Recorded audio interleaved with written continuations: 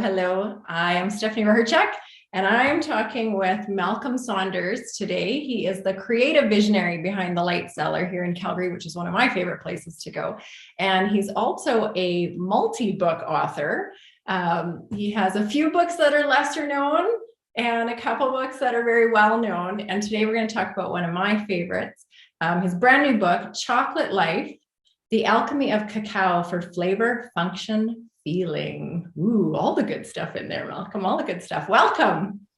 Right on. Well, thanks so much. Yeah, stoked to chat with you about chocolate, about the book. And I first want to kind of honor and acknowledge you for being a part of my journey, my process in helping write these books, create them, get them out into the world. You've been an amazing book coach. That's one of the hats that you wear in addition to yourself being an author. And I just want to do a little shout out and a plug for if anybody feels that they have something inside of them that they want to bring out to the world, Stephanie, it might just very well be the gal to help you do that. Well, thank you. That's very kind of you. Super stoked to do this interview with you because we get to hang out and chat about, my favorite things: writing, publishing, chocolate. Yeah. Now this book is just out. People can get it at the Light Cellar. They can buy it online. That's right. Like literally hot off the press. So it was kind of pre-Christmas there that we did a launch of it, saying like, pre-order your book, it's coming. And well, it didn't come quite so quick, but it's now like physically in print. It's available. We got it in store. So folks, if they're in the Calgary area, come on down to Light Cellar and grab a book. Or if you're viewing from afar, you can't make it in, then it's available online, both as an e-book as well as a physical book. Excellent. Chocolate Life. What makes Chocolate Life different than all the other books out there about chocolate? What am I going to learn in your book that I'm not going to learn in some other book out there? Yeah, for sure. I mean, I've got a very large chocolate book collection, so I've read them all and been through them all, and I think what makes this one different is the angle of health, right? That we can use chocolate as a delivery system. I think it's one of the foods that we all know and we all love. And I know for me, most of my life, growing up, eating chocolate, loving chocolate, as soon as I got into health foods, like I ran into this like, oh, they're incompatible. And I didn't want that to be incompatible. I kind of had to like secretly eat candy bars because I love chocolate, but yet here I was this health foodie. And we've come a long, long, long way in the last even just 10 years with our understanding about chocolate, not only our understanding about its health benefits and properties inherently within the cacao, but also access to the good quality. It's really, most of the chocolate that we have access to is really poor quality, like white sugar, all these things that we don't necessarily want to consume. And now today we've got incredible access. And most importantly, especially this book takes that health angle and empowers you, the reader, to be your own chocolate maker, to make healthy superfood herbal chocolate. That's this delivery system to help upgrade your health. So I have a confession. I did your chocolate making workshop, I don't know, 7-8 years ago, like a long time ago. And I came into the Light Cellar, did the workshop, and I thought I was a chocolate aficionado. I mean, a day hasn't gone by in my life that I have not consumed chocolate, and it's dark chocolate and it has all the good things. And I did the chocolate making workshop and it blew my mind. And I brought my son with me at the time, and we got to find out all of these great things about what really are the key components in making good chocolate. But then this whole a vehicle for medicinals. That's what really got me excited. Like, wait a minute, each week I can craft a batch of chocolate that's geared around what's going on in my body and in the seasons and how I balance my health. And, and then you bring in, like you say, the flavor, the function, the feeling. Talk to me more about this vehicle for the medicinals, because it really opened up how I make and consume chocolate. Cool. Awesome. Well, that's music to my ears. That is the whole point of this book. That's the best testimonial for the workshops that I've been teaching. And I suppose the book was going to try and condense, what I'd been sharing in workshops, this empowering, way to be your own chocolate maker, so you can customize it, right? How you mentioned you like dark chocolate.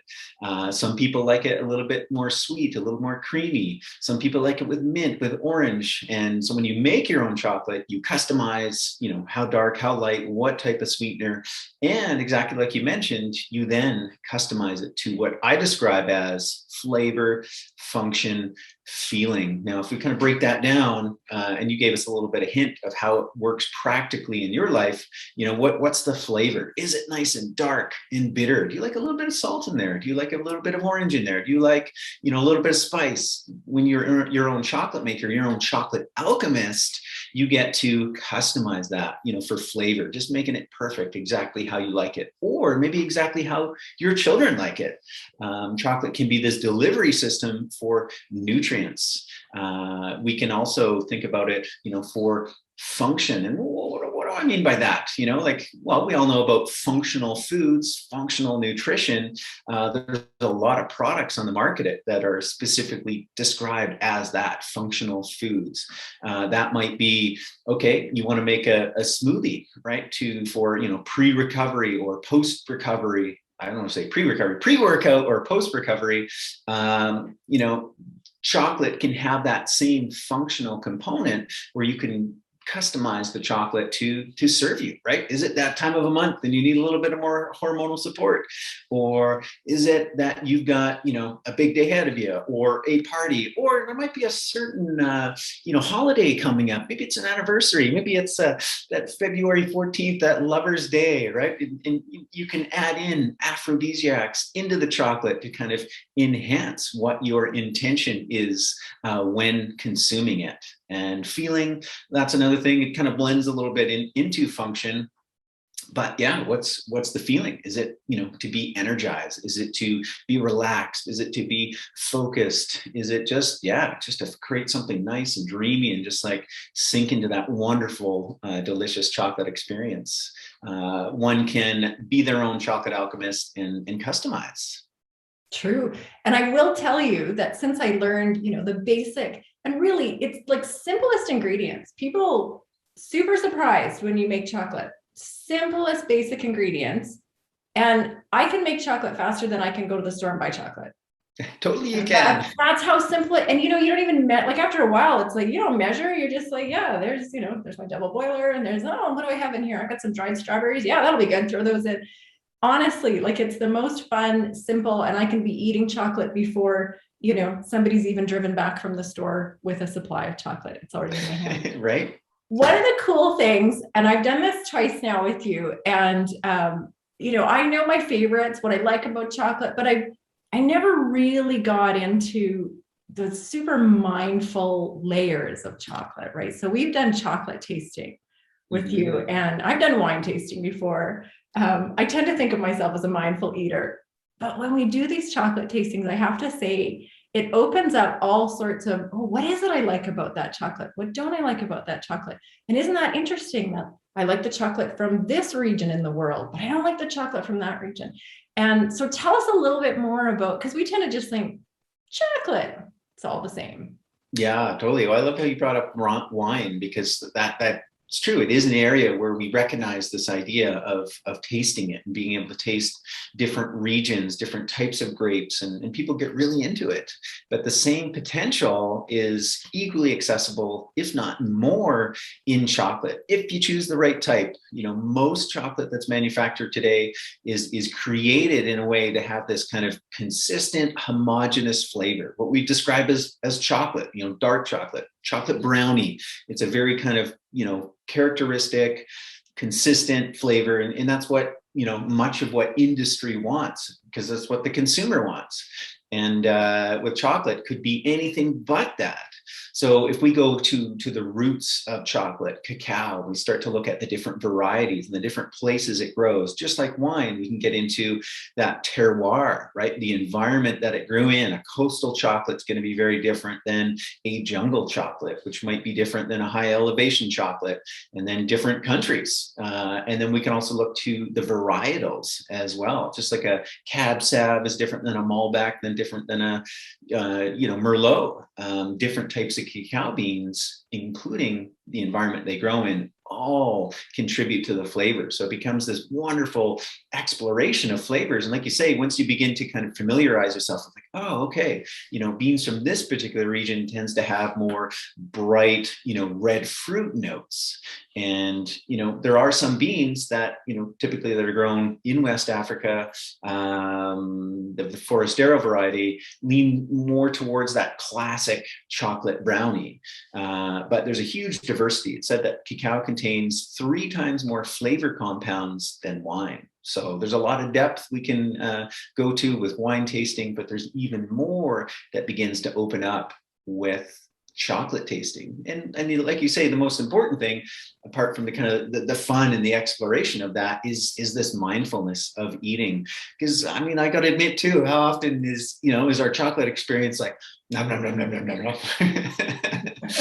But if we stop, if we slow down, dare I say it, but a bar could last you a week or 2 weeks if one slows down and you get a deeper appreciation. And kind of one of my tenets of kind of holistic health and nutrition, I got the saying, the more mindful you are, the more nourished you'll be. We can look at that in so many different angles.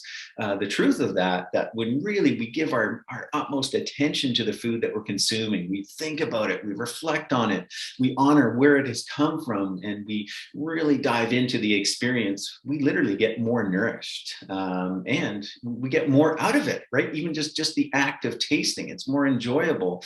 We can take our time, per piece to really explore. One of the fascinating things about chocolate, as in wine and other things, is like, there's a beginning note, right? You taste it, you're like, okay, what do you immediately hit with? Is it kind of a note of sour? Is it a burst of like citrus fruit?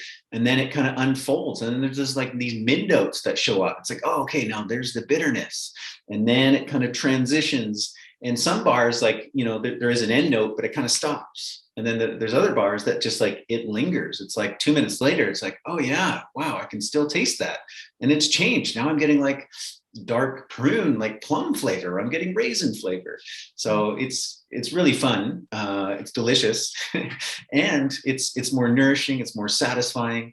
And isn't that the point of life, just to be more awake, more aware, more conscious. And so chocolate tasting can be, done on this, culinary explorative level, but it can also be a practice. I know for you incorporate a lot of spiritual practices just to raise our consciousness, our awareness. And isn't chocolate such a delicious way to do that? Well, and I agree with you totally. And you'd said that once years ago that, a chocolate bar could last you a week. And I thought, what? Okay, now you're just crazy. However, I will say, because as a writer, that the resistance is high in writing, and we're going to get into your process in a minute. But even for me, I'm 19 books in, and the book I'm working on now, I feel the resistance, like get your butt in the chair. And then I'm in the pantry, and now I've got so chocolate is always, because I don't want to eat while I'm writing, but I will have this. But what I realized was, if I take that square of beautiful dark chocolate and I just put that in my mouth, and now I write away while it dissolves. So rather than this, mindless snacking, that square, that's good. Like I'm good for that whole writing session. No more of this, just throwing it in because it's satisfying this resistance. So it does become, I can see, I'm now on board with a chocolate bar could last me a week. For sure. It's taken me years to get there. Two points that come to mind there. One is the saying that you never develop a tolerance to chocolate. Right. So this idea that, that feeling, like you say, like, okay, you get one little piece in your mouth, like, boom, you're there. We'll talk about what's in chocolate that creates that. But it's not like, oh, right. Okay. I need 5 pieces now, to get into that same state, that same space. You're always like instantly sent to that space. Chocolate's actually one of the most chemically complex foods on the earth. And just to kind of demonstrate that out, have you ever seen artificial chocolate flavor? No. No, it's because it doesn't exist. There's no way humans have not figured out how to recreate that because it's too complex. There's too many chemical factors that make up the flavor. We've done it with vanilla. We've done it with, butterscotch and, strawberry and all these things. We've been able to like synthesize and replicate the flavor. But with cacao, you cannot do it. And then, of course, even if you did, you would miss the experience because, those flavor compounds come with other chemicals and compounds that produce these sensations, these feelings that we all, know and love and look to chocolate for. For yourself as someone that's a yogi, you would know and recognize the term ananda. So there's actually a chemical in there called anandamide, which is known as the bliss chemical, and it just brings these states of kind of mood elevation. Chocolate's also great for creating focus, so it's a powerful one to be able to utilize in the way like you are. Okay, need a little shift, little break, change it up, have a little bit of chocolate, sink into that moment, that mindfulness, and it brings your focus. And there's a lot of things at work, even including increasing blood flow, right? Blood flow to the brain. They've done studies where children perform tests better when they've had just a little piece of chocolate, just to kind of increase blood flow to the brain, get those good, neurotransmitters going, that mood elevation, that focus. And works for just regular everyday folks, any kind of tasks that we have as well.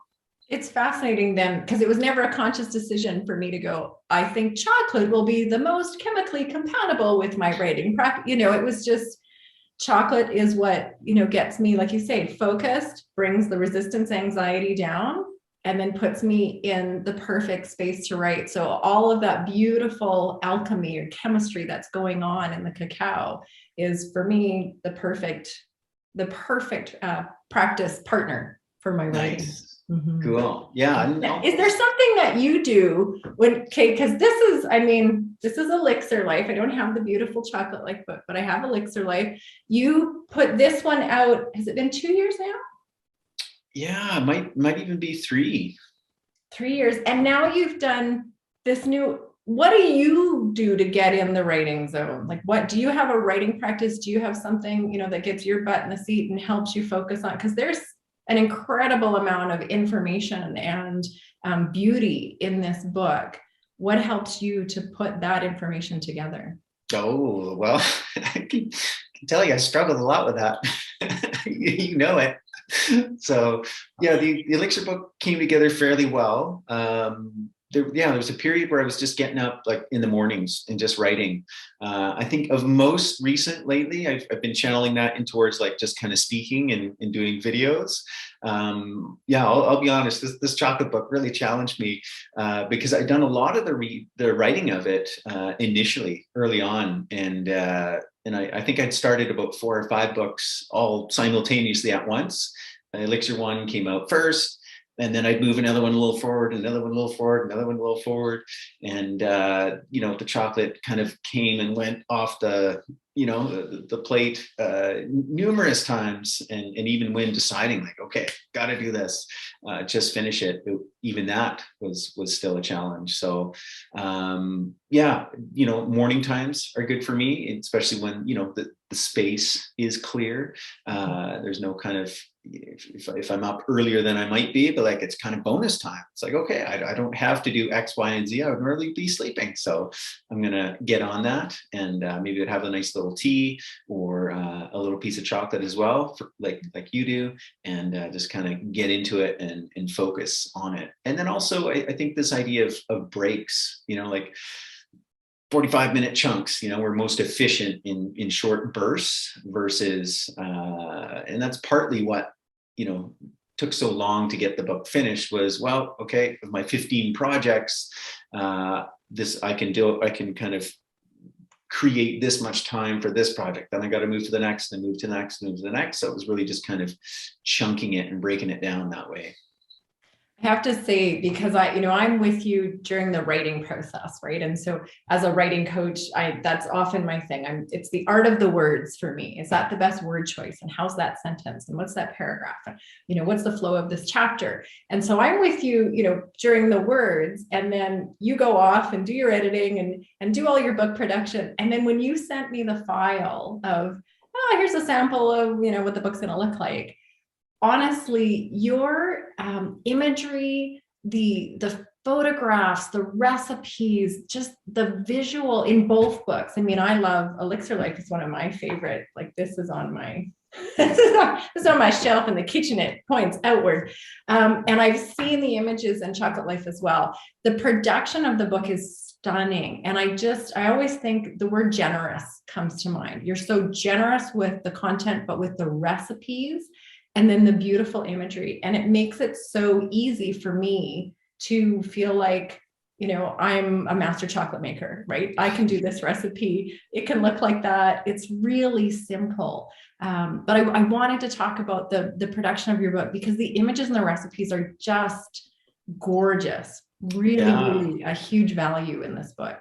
Cool. Well, thank you so much. I think, as any author, right, you're just one part of it in terms of bringing a book to life. There's so much, including some people might not even realize there's such thing as a writing coach. You played a role, an editor plays a role, design and format and layout, someone like that plays a role, the printer plays a role.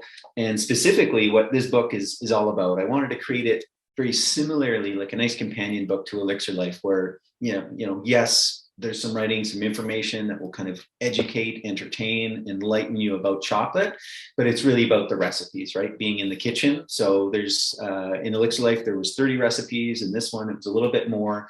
And it came as a result of, people wanting the recipe. So I was able to draw from the Light Cellar production kitchen where we're making chocolate and have been for the last, more than a decade.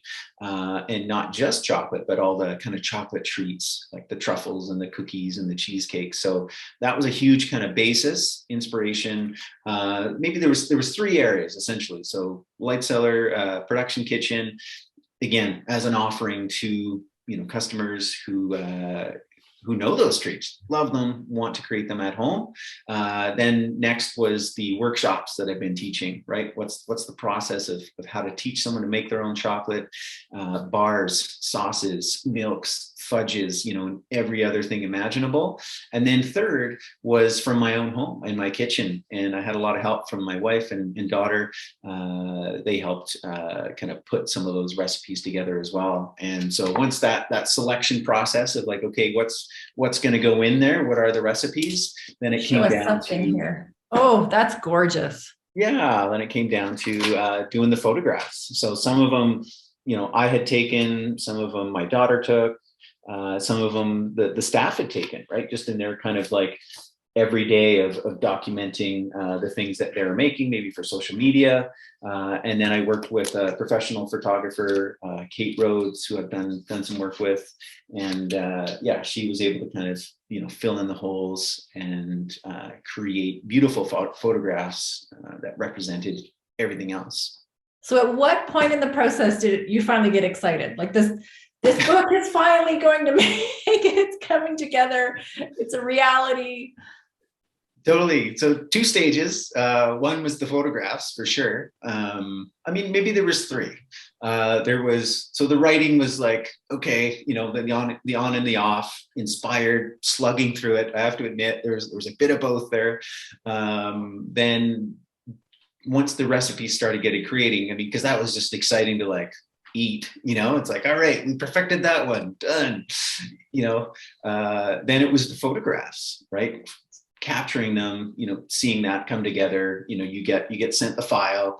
That was exciting. I absolutely, and part of the writing process, I love the editing process because I felt so stuck. And this from having been behind the scenes of just like, I've got however many words it was, and just felt stuck on how to arrange it and how to do all that. And then just to have an editor go, okay, here's how we can pull this together. So that was like probably the first biggest like sigh of relief and excitement. And all right, okay, I can see how this can move forward now. Absolutely huge. So if anybody is watching that has a book in them and they've been doing a ton of writing, it might be that step to go to an editor just to help kind of organize and cut and trim. That was absolutely huge. And then once all the photos and recipes and content was pretty much done, you give it to a designer, and then she laid out, the format. And like you had mentioned, right? You get that first file. It's like, oh, here's what it's going to start to look like. And it's just like, okay, there it is. Yay. It's a book. Well, and I often say to clients, if you're stuck, that's a sign that you've gone as far as you can go alone. Right. Right. Like there's a point where we all just go, well, bring somebody in, get some eyes on it, get some feedback. And then it'll, that energy will start flowing again. And we do best in community. You're always the one that says there's wisdom in the room. I love that saying, there's wisdom in the room. So we're not supposed to pick favorite children as parents. Do you have a favorite out of these, these first two, Elixir Life and Chocolate Life?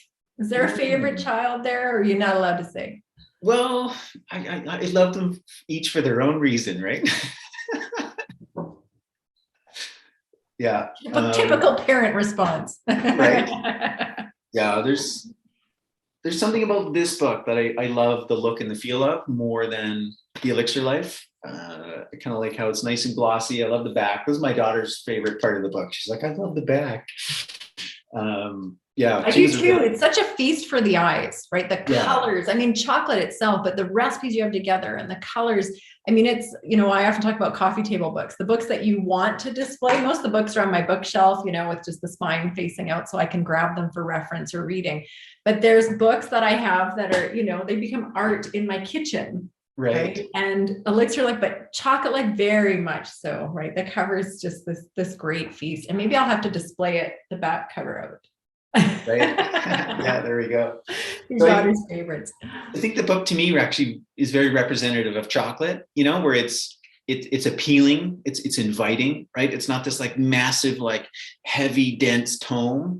So you feel drawn in, you feel like, okay, all right, I'm going to get into it. And there is a lot of depth there, kind of for as short and accessible and digestible as it is, there's still a lot of depth and richness. So just like chocolate, Oh, and it's a book that you open up on the on the island, and you pull out the ingredients and you get the family around. I brought my son, like I said, to that one chocolate workshop, and he was just throwing stuff together, and I was thinking that's going to take, like, I'm not even, that is going to be so. It was the best concoction. He came up with an amazing recipe and just had so much fun. So it's the kind of book you just open up on your island, you bring the ingredients, you get the family around, and you just say, who likes what, and everybody makes their own special chocolate, and then they've got to enjoy for the week. Cool. I love that you shared that, because I know from my experience, my mother was very supportive in me exploring how to prepare foods and just like take on that responsibility of feeding myself and doing it all from scratch. She was super supportive, but it was a journey, right? And I think a lot of young people, like I went through, it's a challenge to kind of learn that and navigate through that. And even some adults too. I've talked to a lot of adults, who maybe they've always had somebody else that prepared food, or it just wasn't their thing. And I think both elixirs and chocolate represent a thing. Like I've talked to so many kids where, their favorite book is the Elixir Life, and they're the ones that are kind of inspired and moving it forward for the whole family. Like it's a window into participating in food creation, food preparation. And it's fun. It's just fun. As a mom, one of my, I like to follow an Ayurvedic lifestyle, and one of my Ayurvedic teachers had once said that the mom or the person responsible for preparing the food is responsible for the medicine of each family member. They always know who needs what around the table, right? What dosha we're balancing in each person. And I kind of chuckled because as my son's throwing chili pepper en masse into his chocolate, he's kind of a fiery fiery guy. And I'm thinking, you need cardamom, not chili pepper. So it gives us that ability to make, kind of this amazing treat and this sacred, beautiful food. And also put the medicinals that, each family member might need at that particular time. Oh, that's awesome. Anything else you want to share about chocolate, about the book, about your writing? Yeah, we hit so much. I really, really appreciate it. Enjoyed this conversation, and I hope folks listening did as well. And if you did, feel free to share this out. Let people know the good news about chocolate, right? And that it's easy. Honestly, it's so easy. People think it's complicated. It's so simple. There's so much to learning to be your own chocolate maker. Very simple. Getting those medicinals in there, having the freedom of creativity, and then deepening that experience, what becomes the sacred relationship with chocolate. It's all in Chocolate Life. It's all in there. Thank you so much, Malcolm. I'm always happy to talk to you. I always learn something new when I talk to you. And I can't wait to come pick up my copy of Chocolate Life. All right, wonderful. Well, we'll welcome you. I'll see you down there. Of course, this month of February, we're part of the YYC Hot Chocolate Fest, as we always are each and every year here in Calgary. So we've got our Into the Woods hot chocolate beverage, our offering for this year's festival. So folks are enjoying that. We've also got a seasonal February heartbeat, we're calling it. So like a heart-focused elixir with beets in it as well. And our seating is back opened up, and we welcome everyone and anyone to come on down to grab a book, grab an elixir, and enjoy. So I look forward to seeing you very soon. Perfect. Thanks so much, Malcolm. You take care. All right. Bye for now.